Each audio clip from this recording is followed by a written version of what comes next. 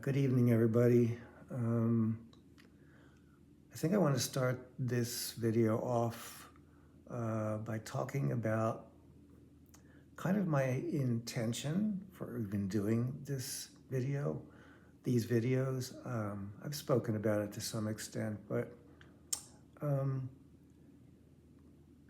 the main reason I'm doing this is to go along so that someone may follow along in my journey uh, of going toward the end of my life. And I'm trying to be as open and honest as I can, and I am, about what the experience is like.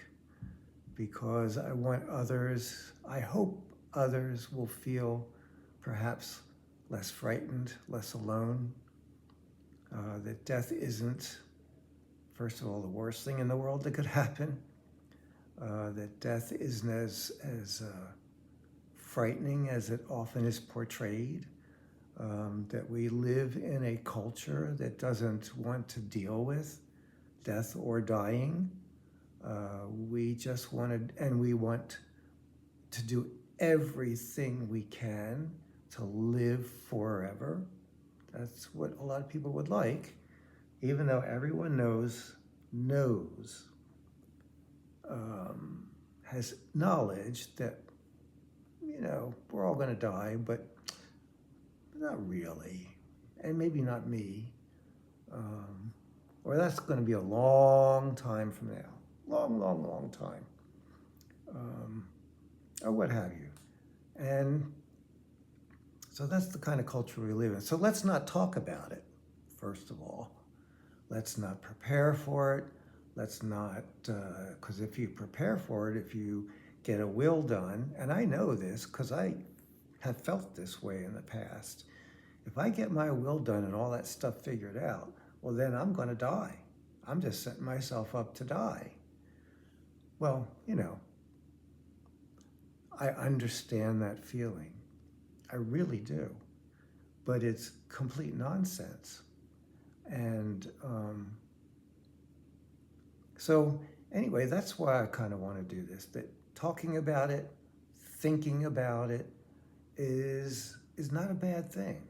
And that really being aware of death, being comfortable to as much as possible, anybody can be with death, helps with life. It affirms living. It affirms the here and now. Because that's all any of us have, is here and now. Because the past is gone, completely gone, can't go back. And the future, it's not here. It's not here. And none of us knows if we'll see a minute from now. It's the truth.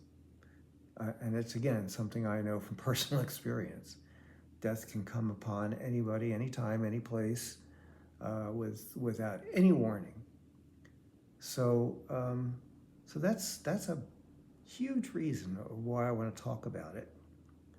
And because, again, because it can be very frightening, and I get it.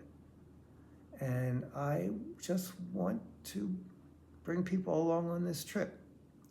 And perhaps some of you watching are on this trip, or some of you watching have loved ones, people you care about on this trip. And maybe you don't know how to talk to them about it, or you don't know what to say, you're afraid you're going to say the wrong thing, or whatever the case may be. So that's why I'm doing this. And so I guess what I want to say right now is that I'm doing this so people will watch these and get an idea, or maybe have questions that maybe I could respond to. I don't know that I have answers, but I could certainly respond to questions and concerns that people have, or if you don't know quite what to say to your loved one, maybe I can give you some ideas or whatever. So I guess, what I'm trying to say is I guess had an expectation, which I know is not a good thing, but kind of a desire that this would be sort of participating, that people would watch and people would ask questions or have comments. Again, I will repeat as I say, always keep kindness in mind, because there's no reason not to. But yeah, I would love for this to be an interactive sort of thing if possible. I'm not trying to pressure anybody, but it would help me to know that maybe it's touching somebody or helping you in some way. And so what I've discovered lately is if you, what do you call it? If you subscribe, if you press the like button, and I'm not saying again, you have to do that, of course. It's entirely up to you, but apparently my understanding is that when you get likes or subscriptions, that the videos get out to more people. That's my point in saying all of this part. So that's the only reason I really care about that. I'm not going to ever monetize this or try to make money off of it. Don't need to, don't want to. And so, yeah, I just want it out there. And I want people to see it and hear it and hopefully be comforted or reassured, or maybe ask a question. You might want to ask a question of somebody who's dying or whatever the case may be. So yeah, I just want to put that out there. Whatever is fine. So yeah, the last couple of days, I was going to do a video yesterday, but I was just too tired. I just really was too tired. And I spent the evening last night looking through some old, what do you call them? Slides. You know, the old-fashioned slides. You used to have a slideshow. Some people might not even know what that is, because I don't even think they have them anymore. I don't know. But these slides were from when I was a kid, from in the early to mid 60s. And they were pictures of me, my family, my mother, my father, my older brother, my younger brother when he was born, and my dog Candy. And I used to have, she was a white Scottish Terrier. And oh, I wish so much I had pictures of her. And I do, because I came to find that on these they're basically just negatives they make into, these slides. There's a couple of Candy. So that was really quite a thrill to see that. It was a beautiful dog. Oh my goodness. And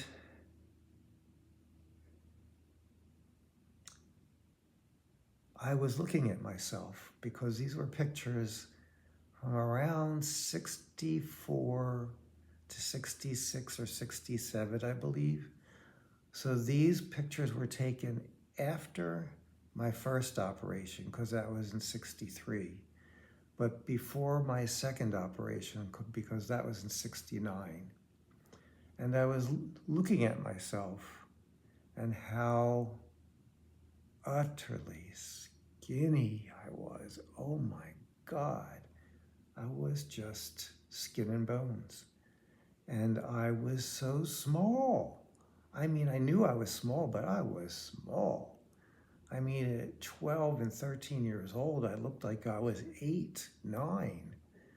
And all of that was because of my heart condition, because of the low oxygen level in my body. And my body, I just didn't grow because of the low oxygen and how hard my heart had to work just to keep me alive, which it was beginning not to do by that time. And so it was just kind of, wow, that was really real. What I remember is what it really was. And when I had my surgery in 1969, which was the end of my freshman year in high school, so I'm realizing how tiny I was when I went to high school. Oh my goodness. Anyway, in the summer, I had the operation at the end of May. By September, the beginning of my sophomore year in school, high school, I grew about 6 inches. Yeah, you heard that right, 6 inches, and put on about 35 pounds because I was getting oxygen. And I actually started going through puberty because before I wasn't even having puberty. That wasn't even happening because my body just couldn't support it. So I was just a little, like an 8-year-old, 9-year-old kid. So that's what was happening before. And then, like I said, after that summer, I grew so much. I remember actually my bones, like in my legs particularly, aching because I was growing so fast. You know, needed all new clothes by the time school began again. So, and I continued to grow a little bit more even after that, but not a whole lot. I never got past 5'8". But that was, that I don't care about. But so yeah, that's what I did last night. And so I kind of spent a nice evening just doing that, and I was tired and I didn't want to do anything else. But what's been happening the last couple days, and part of what I want to talk about tonight, specifically to do with my journey, is I have not been feeling well, which I know I've said before, but I have really not been feeling well. I'm finding that I'm sleeping a lot more, like a lot. Like yesterday morning, I woke up at 11:15. 11. That's not, I don't do that. That's not normal for me. And of course, when I woke up at 11:15, I felt like I hadn't slept at all. And the first couple of hours after I got up are really tough. Besides being very, very tired, I'm very, very stiff and a lot of pain, particularly in my joints. A lot of nausea in the morning and so on. But so yeah, and then this morning I woke up at 10:30, which is late for me as well. So I find myself and yesterday afternoon I slept a lot. So I'm sleeping a lot. And I need it. It's okay. I have to. I can't not. That's how I feel now. And I've just been in an awful lot of pain especially my hands, my feet, my hips, my back, and just in general feel really poorly. I don't know what else to say. Yeah. And the thing of it is that's different now is it used to bother me even a couple weeks ago, sleeping so much that I would force myself to get up earlier and force myself to stay up more so that I wasn't sleeping too much, whatever that means. But now I'm letting my body take the lead, and I'm listening, and I'm letting my body do what it needs, and it needs to sleep. And that's what people who are dying, that's what happens. People who are in the trajectory, the journey towards death, towards the end of life, sleep more, sleep a lot more. So that's happening, big time. Food is interesting to me. I mean, I still enjoy a couple things that I like to eat, but I don't know. It just isn't that big of a deal. And I'm also noticing that um, I don't really want to go out very much because it's exhausting. And yeah, oh yeah, the other thing I'm really noticing, which is a big change over the last maybe 2 weeks, is I'm getting quite short of breath now, much quicker when I walk. Like today, I had to take my laundry up to the place where they do it for me. I can't do it. But I have a cart that I push it up there. And boy, oh boy, was I having a rough time. Very short of breath, very tired, heart really going, dizzy, lightheaded. So it was rough, and I'd say the last time I took my laundry in, maybe a month ago, it wasn't that rough. It really wasn't. So I'm finding I'm getting shorter of breath quicker. I get shorter breath walking from my apartment to the elevator. I'm noticing that. And that's increasing. It's not new, but it's increasing. So all these signs are increasing. And so what I was thinking about today is, because even a couple weeks ago, I kept thinking, well, this might go on a while. I had originally thought maybe November, but I'd be thinking, well, maybe it'll go longer than that. And I find now recently, I'm thinking I'm going to be lucky if I make November. I'm not saying that's the case, but I'm saying that's beginning to be how it feels. It's moving. It's progressing. The symptoms of dying are progressing. Without any question in my mind now. So, yeah. And I think part of it is too now that I've gotten everything prepared, and Pam was here, my friend, that I talked quite a bit about, and all of that's over with and done. I'm ready. I'm ready. Not that I'm dying to go, not that I'm dying to die, so to speak, but I'm ready.